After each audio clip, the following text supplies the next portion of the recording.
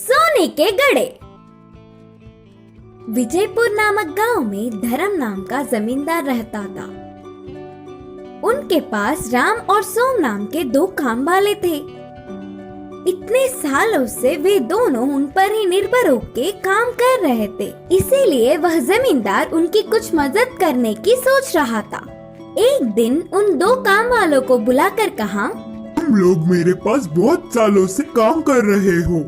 मैं अपने अपने पैरों पर खड़ा होते देख तुम्हारे बच्चे खुश होंगे, इसीलिए हमारे गांव की दक्षिण दिशा की खाली जमीन को तुम्हें दे रहा हूँ। तुम लोगों से जितना हो सके उतना लेकर खेती कर लो। इधर के पेड़ों और पत्थरों को हटाने में तो थोड़ा समय लग ही जाएगा, इसीलिए 5 साल तक तुम्हारा कर्ज भी माफ कर रहा हूँ। बोलकर जमींदार ने कहा।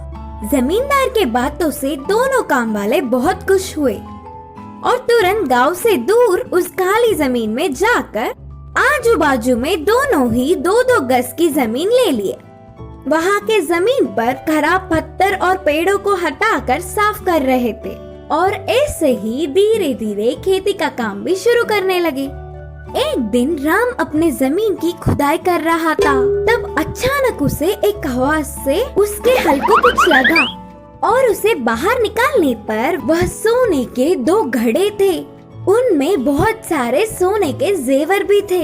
बाजू के खेत में काम कर रहे सोम को बुलाकर पूरी बात बताया। तब तुरंत सोम ने कुछ सोचकर कहा, अरे राम, हमारे इतने सालों का मेहनत का प्रतिफल अब मिल रहा है। इसे हम दोनों मिलकर बांट के खुशी जीवन बिताएंगे। उसके लिए राम नहीं माना और कहा, ऐसे क्यों बोल रहे हो सोम? ये जमीन जमींदार जी की है। इधर मेरी हर चीज पर उनका अधिकार है। ले जाकर उन्हें ही दे देंगे। पागल लगते हो। इन सोने के घड़ों के बारे में किसी भी नहीं पता, इसीलिए हम ही ले लेंगे। बोलकर सोम ने कहा, ठीक है, फिर आज रात तक सोच कर बताऊंगा।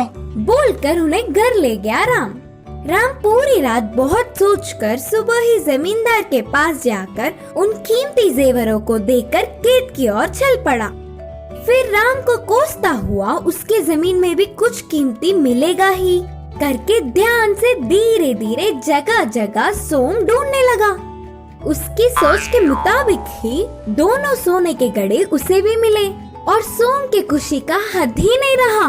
बाजू के खेत के राम को यह बात पता ना चले, इसका ध्यान रखा और उन्हें घर ले जाकर छुपा दिया। वह पूरी रात सोम को नींद ही नहीं आई। अगले दिन सुबह ही बिना किसी को खबर पड़े शहर जाकर उन जेवरों को एक बड़े सेठ को दिखाकर और वह सेठ ने उन जेवरों की जांच करके नकली है बोलकर नक्की कर दिया। अब ना कुछ कर पाते हुए उदास होकर घर आ गया सोम। अगले दिन ही जमींदार ने अपने घर राम और सोम को बुलाया। जेवरों से भरी उन सोने के घड़ों को मैंने ही उस जमीन में गाड़ा था। मेरी इस परीक्षा में राम सफल हुआ। मुझे धोखा देने की सोचने वाले सोम की जमीन भी राम को ही दे रहा हूँ। अब से वह पूरे 4 गज की जमीन पर ईमानदार से काम कर लेगा राम। बोलकर जमींदार ने जमीन के कागजात राम को सौंपे। जमींदार को धोखा देने की सोचने पर सोम को अच्छी सबक मिली। इस कहानी की सीख है कि दूसरों की चीजों पर बिना लालच किए ईमानदार रहना चाहिए।